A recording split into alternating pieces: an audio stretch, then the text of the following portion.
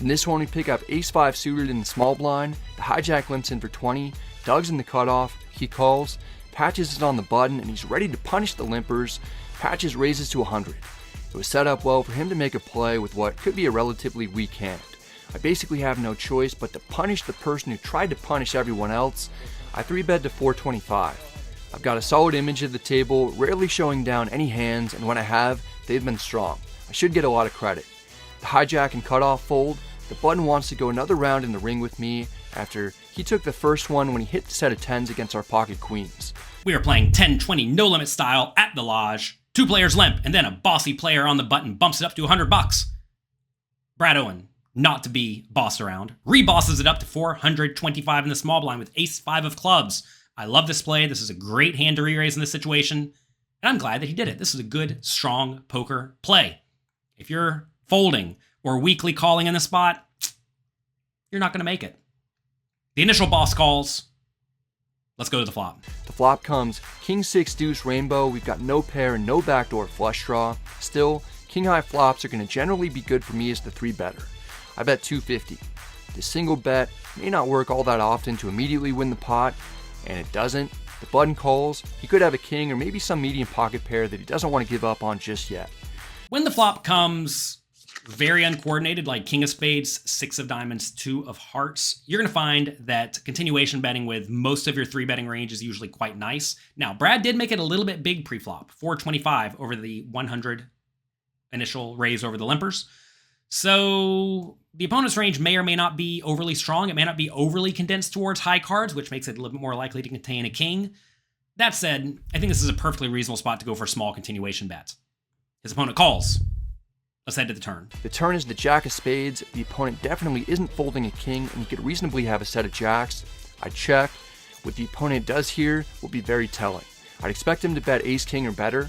Instead, he checks back. He might have king queen or king 10 at best, but he probably just has a hand like pocket 8s, 9s, or 10s. The turn is the jack of spades, which does not help Brad at all. He decides to check, and his opponent checks it back. This may seem fine, good, normal, logical, and to be fair, it is. I was actually interested in this spot because my intuition was going off saying this might actually be a good hand to bluff. You may say, what? Well, it turns out, in this situation, if you do have the ace and the 5, if it's the ace-5 of spades for the flush draw, it's definitely a good hand to keep betting, obviously.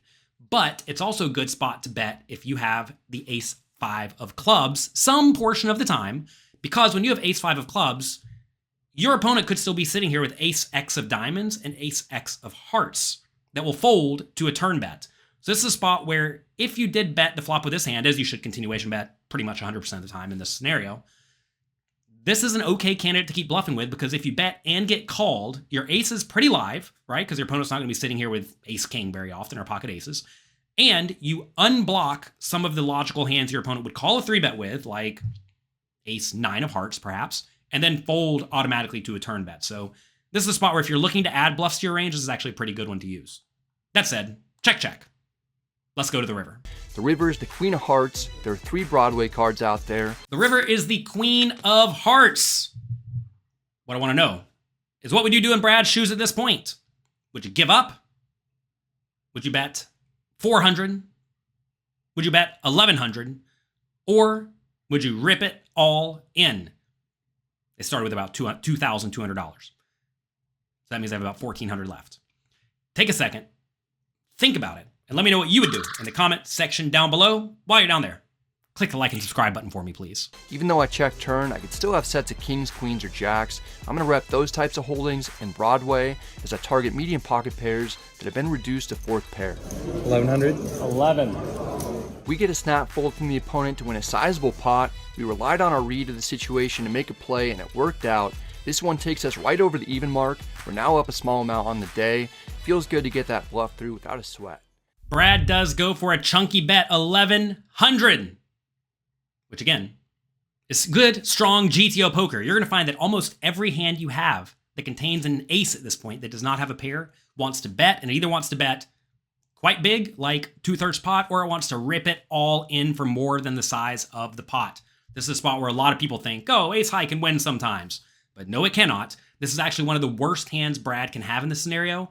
And on top of that, it blocks the opponent from having random ace 10, ace king, maybe ace queen type stuff. So you gotta blast it. Brad does, and he is rewarded with a chunky pot. Nice play.